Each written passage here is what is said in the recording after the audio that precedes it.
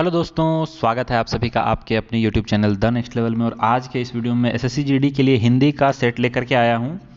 5 अलग अलग टॉपिक से 5-5 क्वेश्चन करके टोटल 25 क्वेश्चन आपको इसमें बताए जाएंगे। और ये आपके अभी जो एग्ज़ाम होने वाले हैं इसके बहुत ज़्यादा इंपॉर्टेंट है, तो ज़्यादा समय मैं नहीं लेता हूँ आपका और जल्दी से मैं क्वेश्चन आंसर शुरू करता हूँ।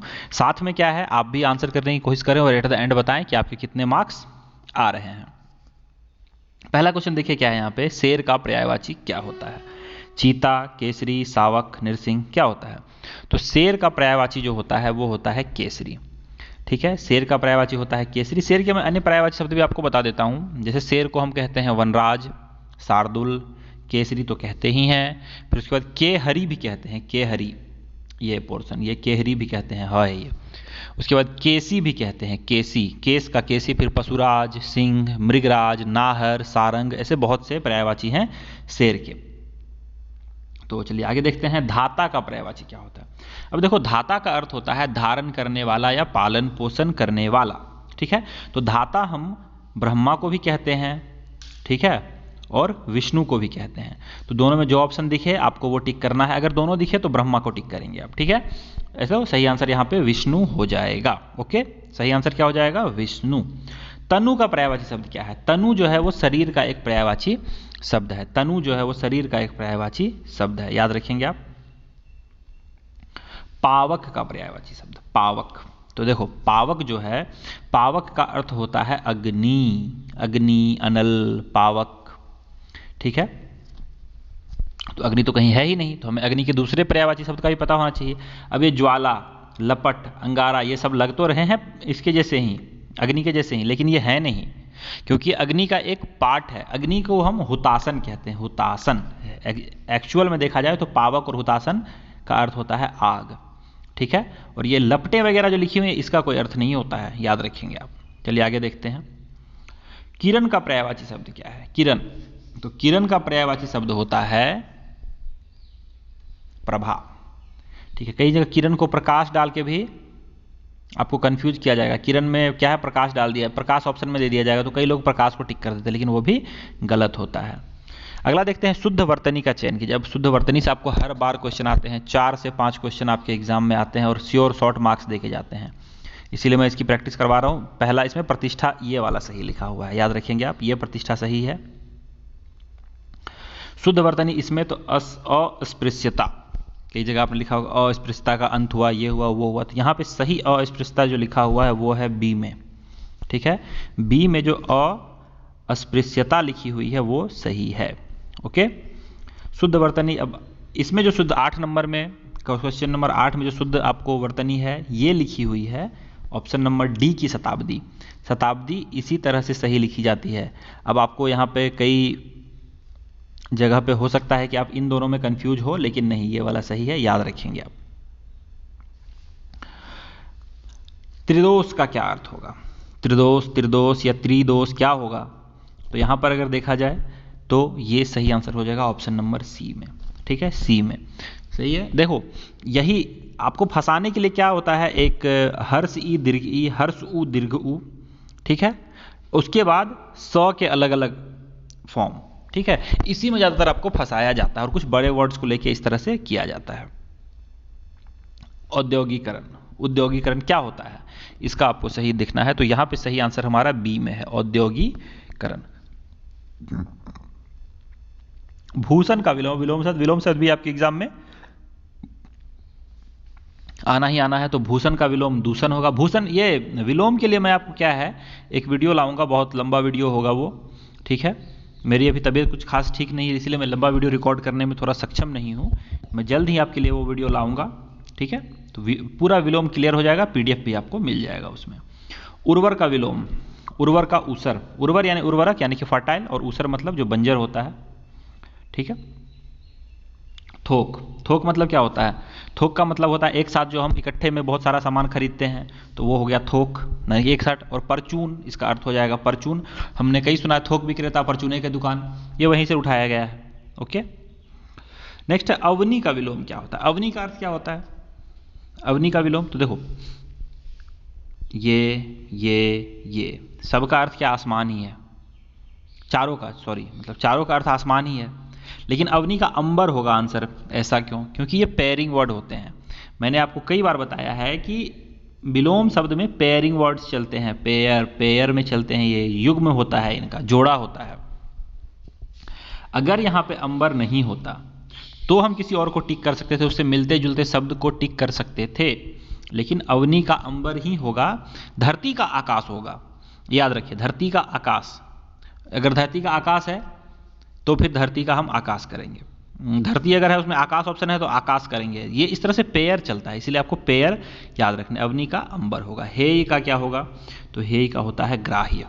हेय का क्या होगा? ग्राह्य। विपत्ति, विपत्ति संपत्ति। ओके, विपत्ति संपत्ति याद रखेंगे आप, विपत्ति संपत्ति। अब यहां पे क्या है कि आपको कुछ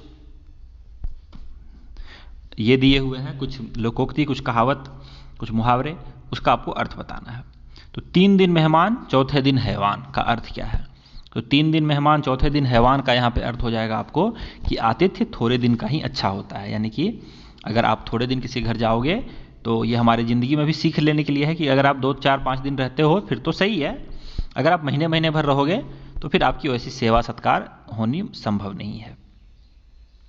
अधकल गगड़ी डैश जाए, तो क्या कहावत है? अधकल गगड़ी छलकत जाए। अधकल गगड़ी छलकत जाए यानी कि आधा ज्ञान हमेशा आपको क्या है, ज़्यादा बताने का कोशिश करता है। इसी से रिलेटेड एक और आपको कहावत मिलेगा, थोथा चना बाजे घना। यानी कि जो थोथा अंदर जो चना पीछे अंदर से खाली होता है वो बोलता ज़्यादा है, वो अंदर आपको आवाज़ करेगा, ठीक है। लेकिन जो चने का जो है अगर अंदर से वो भरा हुआ हो, कोई भी चीज़ आप ले लो, अगर अंदर से भरा हुआ है तो वो आपको आवाज़ नहीं करता है। लेकिन खाली चीज़ें, अगर खाली ड्रम भी आपके पास है तो आप एक धीरे से आप उस पर मारो, बहुत जोर का आवाज़ करेगा। तो ये उसी में से एक है, अधकल गगड़ी छलकत जाए, थोथा चना बाजे घना। धतुरे धतुरे सो कहत डैश, धतुरे सो कहत घनो गहनो गढ़ो न जाए। क्या होगा यहाँ पे? तो यहाँ पे सही है, यहाँ पे जो लिखेंगे वो लिखेंगे कनक। कनक, कनक लिखते हैं।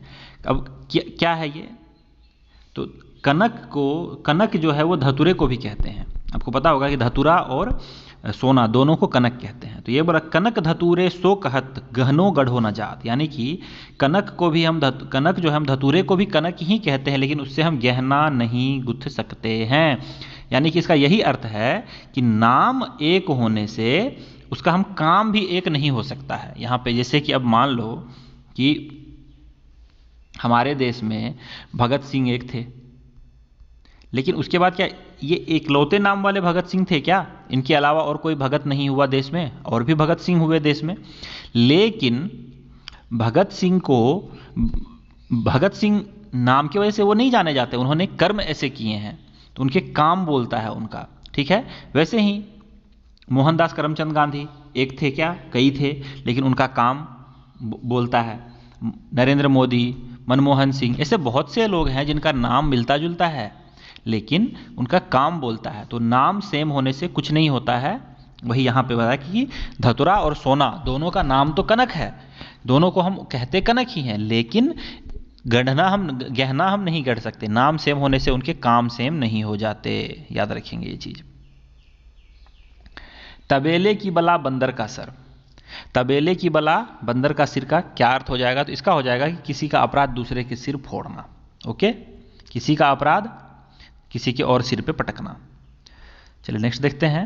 1 और 1 11 होते हैं, इसका मतलब एकता में बल होती है, ठीक है, संगठन में शक्ति है। सीधी बात है, यही बात है, संगठन में शक्ति, एकता में बल होता है। चलिए नेक्स्ट देखते हैं। कुम्हार अपना ही घड़ा सराहता है का क्या अर्थ है? तो यानी कि इसका अर्थ है कि लोगों को अपनी वस्तु ही अच्छी लगती है, लोगों को अपनी वस्तु ही अच्छी लगती है। यानी कि ऑप्शन नंबर 20 का सही आंसर हो जाएगा कि जैसे क्या एक कहावत कहते हैं हमारे गांव में कि अपना दही किसी को खट्टा नहीं लगता है, ठीक है, अपना बच्चा सबसे अच्छा। इस तरह की कहावतें चलती हैं, वो देसी लोकोक्ति। अगर आपकी तरफ भी ऐसी कोई कहावत चलती है तो आप भी मुझे कमेंट करके बता सकते हो जो ये कहावत को परिपूर्ण करता है। जैसे मैंने बताया, अपना दही नहीं लगता खट्टा, फिर अपना बच्चा सबसे अच्छा, इस तरह से बहुत सारी कहावतें हैं। तो वो आप भी अगर कुछ आपको पता है तो आप कमेंट में मुझे बता सकते हैं। नेक्स्ट देखते हैं कि अनुमति का क्या अर्थ हो जाएगा? अनुमति मतलब क्या होता है? इसका जैसे हम बोलते हैं मैंने अनुमति मांगी है, मतलब क्या मांगा है, कुछ रुपया पैसा कुछ क्या मांगा है, कुछ सामान है, तो नहीं, ये क्या है, किसी कार्य के लिए सहमति देना। ठीक है, आप अनुमति मांगते हो तो वो आपको सहमति देते हैं, यानी कि क्या हो जाएगा, सही आंसर इसका हो जाएगा किसी कार्य के लिए निर्देश देना, अनुमति देना। तो ऑप्शन नंबर बी इसका सही आंसर है, किसी कार्य के लिए निर्देश, अनुमति आपको देते हैं, यानी कि आप उनसे कहते हो तो वो आपको निर्देश देते हैं। मतलब एक होता है अब देखो अंतर मैं बता देता हूं आपको, किसी कार्य के लिए आज्ञा देना ये ऑर्डर हो जाता है, आदेश। ठीक है, तो ये दोनों एक जैसा हो जाएगा। सहमति देना यानी कि आपने जो पूछा, आपने एप्लीकेशन लगाया और उसका क्या है, आपको एज इट इज क्या है, आपको मिल गया कि हाँ भाई जाओ। ठीक है, ये सहमति होना। आप घर जा रहे हो, आपको छुट्टी मिल गई घर जाने के लिए आपके बॉस से। लेकिन अब अगला है निर्देश। निर्देश देना यानी कि आपने अनुमति की डिमांड करी, लेकिन उसने अपने लेवल पे उसमें कुछ चेंजेस कर दिए और आपको निर्देश दिया कि ऐसा करो। तो यहां पे सही आंसर हमारा क्या हो जाएगा, ऑप्शन नंबर बी, किसी कार्य के लिए निर्देश देना।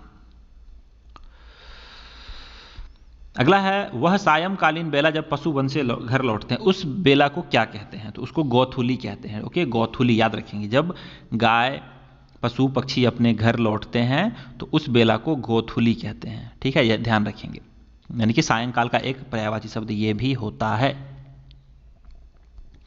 और हमारा आज का आखिरी क्वेश्चन, दूसरों के जो सहारे जीवित रहता है उसको कहते हैं पराश्रित, पराधीन, परावलंबी या परोपजीवी क्या कहते हैं, तो उसको कहते हैं हम परावलंबी, जो दूसरों पे आलंबित रहता है, दूसरों के सहारे जीवित रहता है, जिसकी आलम्ब यानी कि दूसरों के सहारे ही है वो। ओके, दूसरों के सहारे ही वो जीवित है। ठीक है, तो यहाँ पे ये आपको 25 क्वेश्चन समाप्त हुए हैं। आई होप आपको ये वीडियो अच्छा लगा। अगर वीडियो अच्छा लगा तो वीडियो को आप एक बार लाइक कर दें, चैनल को सब्सक्राइब भी चाहें तो चैनल को सब्सक्राइब कर सकते हैं। तो इस वीडियो में इतना ही लेना चाहूँगा आपसे विदा। जय हिंद, जय भारत, वंदे मातरम।